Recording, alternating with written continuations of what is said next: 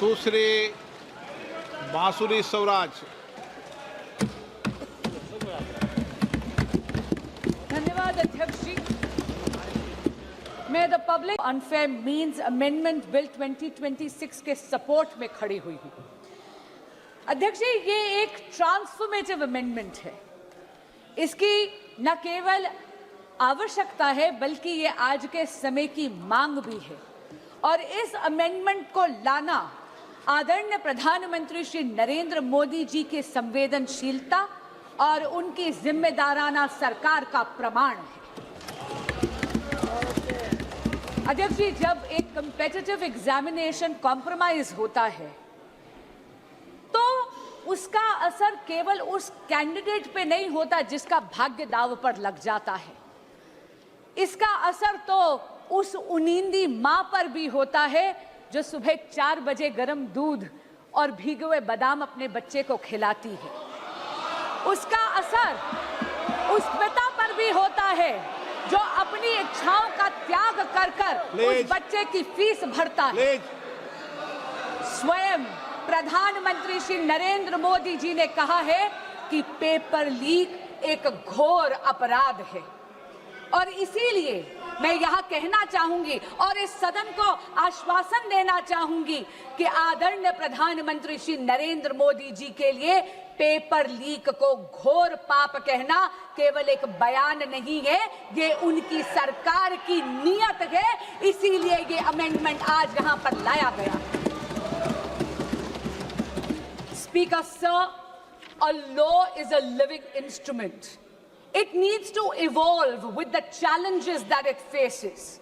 And in a democracy as complex as ours, in a democracy as large as ours, an examination is definitely the truest, most meritocratic ritual. Because this is one ritual where under the same clock, the son of a laborer and the daughter of a CEO sit down, answer the same set of questions and get judged by the same yardstick. When such a ritual, such an examination is compromised, what gets diluted is a very holy covenant. A covenant that binds the most striving children of India. A quiet promise that in India, effort and merit alone shall prevail. अध्यक्ष जी, आज परीक्षा mafia संगठित हो गया है, cross state criminal network बन गया है और ये बिल, ये जो संशोधन आज लाया गया है, ये ज्यूरिसडिक्शन की उलझन को सुलझाता है, उसको समाप्त ही कर देता है। क्योंकि इस बिल में ये प्रावधान है कि केंद्र सरकार एक स्पेशल टास्क फोर्स का गठन कर सकती है इन्वेस्टिगेशन के लिए और एक बार जांच शुरू हुई तो घड़ी की गिनती चलने लगती है न्याय के पक्ष में। क्यों? क्योंकि ये बिल ये प्रावधान भी देता है कि हर स्टेट और हर यूनियन टेरिटरी में एक स्पेशल फास्ट ट्रैक कोर्ट का गठन हो। यही नहीं, इन्वेस्टिगेशन एजेंसीज को ये बिल ये कहता है कि आपको मात्र 2 महीने के अंदर अंदर पूरी की पूरी प्रक्रिया समाप्त करनी है और जो फास्ट ट्रैक कोर्ट है उसको पूरा का पूरा ट्रायल 3 महीने के भीतर भीतर खत्म कर कर अपना फैसला देना है। डे टू डे ट्रायल के साथ साथ ये भी प्रावधान इस संशोधन में दिया गया है कि स्पेशल पब्लिक प्रोसिक्यूटर्स अपॉइंट करे जाएंगे। उनका एकमात्र काम होगा केवल और केवल इस प्रकार के मुकदमों की पैरवी करना और किसी भी प्रकार की अननेसेसरी एडजर्नमेंट कोर्ट नहीं देगा। अगर किसी भी प्रकार की एडजर्नमेंट कोई भी पक्ष अगर लेगा तो उसके रीजंस जज राइटिंग में नोट कर कर देगा। और अगर किसी मुजरिम को ये लगता है कि अरे अपील कर कर वहां पर अपील का टाइम लंबा खींच लूंगा, तो अध्यक्ष जी मैं ये कहना चाहूंगी कि उसका भी ये उम्मीद पूरी तरह समाप्त करता है ये संशोधन। क्योंकि ये संशोधन ये कहता है कि appeal directly division bench of high court को जाएगी। यानी कि जहां पर 2 जजेस न्यायपीठ पर बैठे हुए हैं, और अपील भी मात्र 3 महीने के अंदर अंदर समाप्त कर उसका फैसला सुनाया जाएगा। अध्यक्ष जी, मैं स्वयं एक वकील हूं। हमें हमेशा एक लीगल मैक्सिम सिखाया गया, justice delayed is justice denied. यही आत्मा बन गया है इस संशोधन का, और इसके लिए मैं आदरणीय प्रधानमंत्री श्री नरेंद्र मोदी और एनडीए की सरकार को बधाई देती हूं। स्पीड के साथ साथ ये संशोधन सजा को भी और कठोर करता है। आप ये देखिए कि अगर साधारण अपराधी है तो उसको 10 लाख नहीं 50 लाख का जुर्माना देना पड़ेगा अब, और उसकी सजा भी 3 से 5 वर्ष की बजाय 5 से 10 साल तक बढ़ा दी गई है। अगर कोई सर्विस प्रोवाइडर इसमें जुर्म करता है तो उसका जुर्माना बढ़ाकर 5 करोड़ रुपए कर दिया गया है, और 8 साल के लिए उसको डीबार कर दिया जाएगा। और यही नहीं, अगर कोई क्रिमिनल ऑर्गेनाइजेशन इसमें है, कोई संगठित अपराध इसमें अगर पाया जाता है, तो मिनिमम फाइन 10 करोड़ रुपए कर दिया गया है, और जेल का टर्म 7 से 10 वर्ष कर दिया गया है। And therefore, Speaker Sir, this amendment protects merit, it preserves fairness and safeguards the dreams of India's youth. It provides for expeditious investigation. It provides for time-bound trial procedures while reinforcing institutional accountability across the entire examination ecosystem. This amendment is the product of a responsive governance by a responsible Modi government. But Speaker Sir, this reform is not in isolation.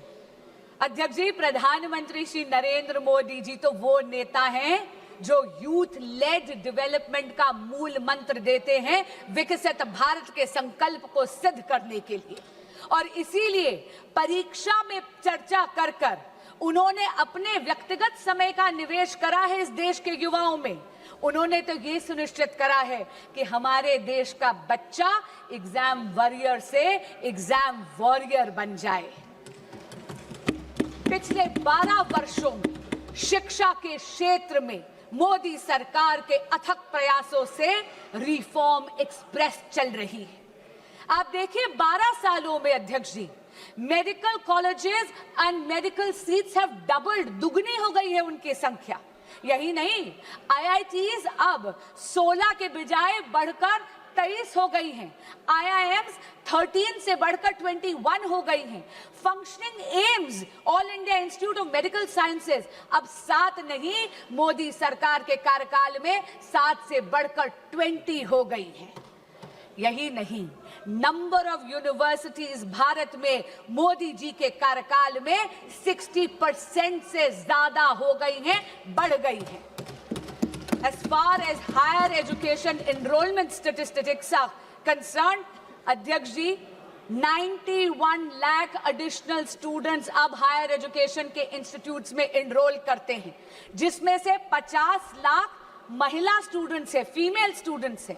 और हाँ, SC students की enrolment तो 44% हो गई है। ST students की संख्या बढ़कर 65% हो गई है। अध्यक्ष जी, ये विस्तार केवल अफसरों का विस्तार नहीं है, ये सामाजिक न्याय का विस्तार है। लेकिन मोदी सरकार ने रिफॉर्म्स को केवल इंस्टीट्यूशंस तक सीमित नहीं रखा। डिजिटाइज कर ये सुनिश्चित कर दिया कि दीक्षा के माध्यम से एजुकेशन हर बच्चे के मोबाइल फोन तक पहुंच जाए। ईट पाठशाला के माध्यम से पूरी की पूरी लाइब्रेरी अब बच्चों की हथेली में है। CUET जैसा एडमिशन प्रोसेस के लिए एग्जामिनेशन लाकर एडमिशन प्रोसेस को और ज्यादा पारदर्शी यानी ट्रांसपेरेंट बना दिया, और NEP 2020 में भारत की एजुकेशन सिस्टम को रिजिड स्ट्रीम से मुक्त कर दिया गया है। यदि कोई स्टूडेंट बायोलॉजी के साथ साथ म्यूजिक पढ़ना चाहता है तो उसको अब अपनी प्रतिभा में किसी एक सब्जेक्ट का चयन करने की जरूरत नहीं है, क्योंकि नरेंद्र मोदी जी ने यह सुनिश्चित कर दिया है कि प्रतिभा ना परिस्थितियों की अधीन होनी चाहिए और ना ही एजुकेशन स्ट्रीम्स की मोहताज। अध्यक्ष जी, जब अफसरों का विस्तार होता है तो उसके साथ साथ उन अफसरों की निष्पक्षता भी सुनिश्चित करनी अनिवार्य है।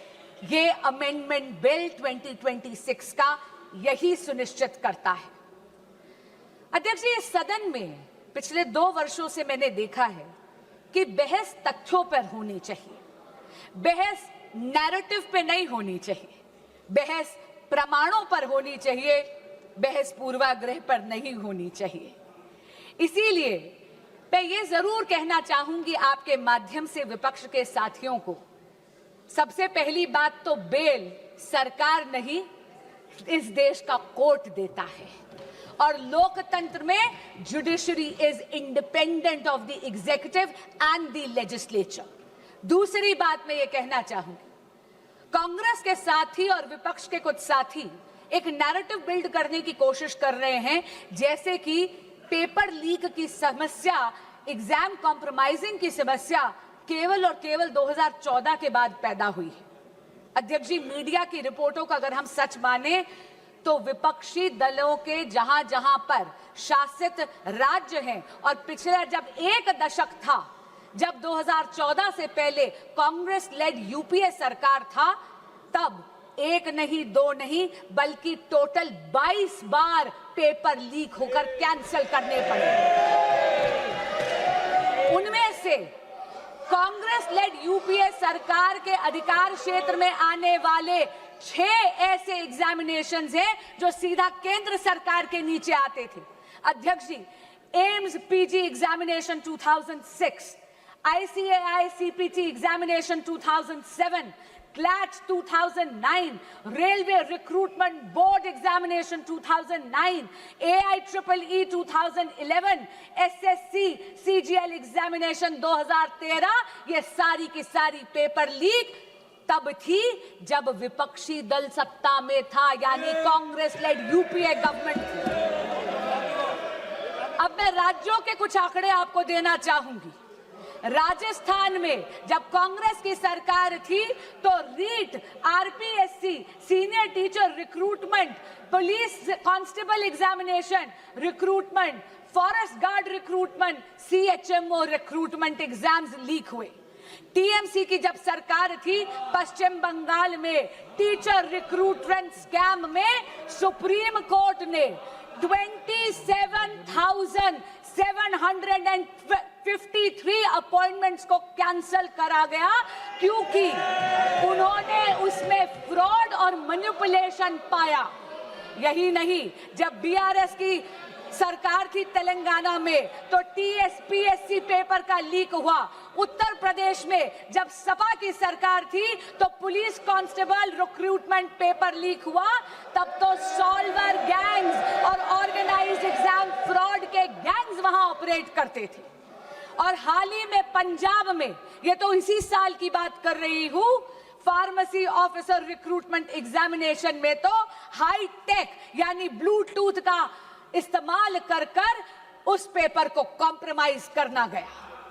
पर मैं पूछना चाहती हूं, इससे पहले कि विपक्ष मुझ पर यह इल्जाम लगाए that I am talking about whataboutery, this is not about whataboutery, but I am calling out the opposition on its selective outrage. मैं पूछना चाहती हूं विपक्ष से कि अगर ये सिद्धांत की लड़ाई है तो सिद्धांत सरकार देख के बदल कैसे जाता है। मैं पूछना चाहती हूं कि अभी खड़े होकर इन्होंने तत्कालीन केंद्रीय शिक्षा मंत्री की बात करी, क्या माननीय गौरव गोगोई जी ने अभी तक पंजाब के एजुकेशन मिनिस्टर का इस्तीफा मांगा है या नहीं? यही बात नहीं है अध्यक्ष जी, एक सिंगल प्रोफेशनल टेस्टिंग एजेंसी की मांग पिछले 30 साल से इस देश में पेंडिंग थी। 1986 की जो नेशनल पॉलिसी थी एजुकेशन की, उसका जब प्रोग्राम ऑफ एक्शन 1992 में आया, तब ये मांग उभर कर आई।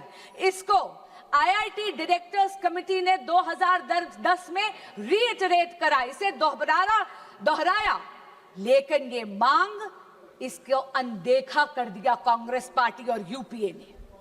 क्यों? क्योंकि उनको कोई फर्क नहीं पड़ रहा था कि इस देश के युवा का भविष्य कसौटी पर नहीं उखड़ रहा था। उनको कोई फर्क नहीं पड़ रहा था कि इस देश के युवा का भविष्य उसकी बलि दी जा रही थी। ये तो नरेंद्र मोदी की सरकार आई, एनडीए की सरकार आई, तो 2017 में एनटीए का गठन हुआ। अध्यक्ष जी, जहां पर कांग्रेस शासित यूपीए ने पॉलिसी वैक्यूम करा, वहीं पर अगर मैं जेनजी की भाषा को बोरो करूं, then I will have to say Modi ji clocked it and provided a legislative solution. But while Narendra Modi provided an anti-paper leak law, a very robust law, which today is being even more formidable, all that the opposition did was chase political opportunism. अध्यक्ष जी, फर्क साफ है। फर्क केवल सरकार का नहीं, फर्क सोच का भी है। यूपीए का मंत्र है delay, deflect and deny. Modi का मंत्र है डिटेक्ट, डिसाइड एंड डिलीवर।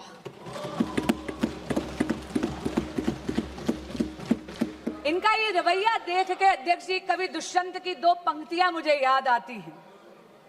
तुम्हारे पैरों के नीचे कोई जमीन नहीं है, तुम्हारे पैरों के नीचे कोई जमीन नहीं है, कमाल है कि फिर भी तुम्हें यकीन नहीं है। अध्यक्ष जी, अपनी वाणी को विराम देने से पहले मैं ये जरूर कहना चाहूंगी कि बात राजनीति की नहीं है, बात इस देश के युवाओं की है। और इस देश के युवाओं का भविष्य किसी भी राजनीतिक विचारधारा या दल की डिफरेंसेस से ऊपर है। और इसीलिए मैं यहां से, इस सदन के पटल से, हर प्रकार के एग्जामिनेशन माफिया को चेताना चाहूंगी कि आप इस सदन के संकल्प से बड़े नहीं हैं। और आज आपके माध्यम से अपील करना चाहूंगी विपक्ष के साथियों से और सदन के एक एक सदस्य से कि सर्वसम्मति से आज इस संशोधन को पारित करिए। अब ना कोई पेपर बिकेगा, ना किसी का सपना झुकेगा। जो युवाओं के भविष्य को लूटेगा वो सलाखों के पीछे रहेगा। जय जगन्नाथ। बहुत बहुत धन्यवाद।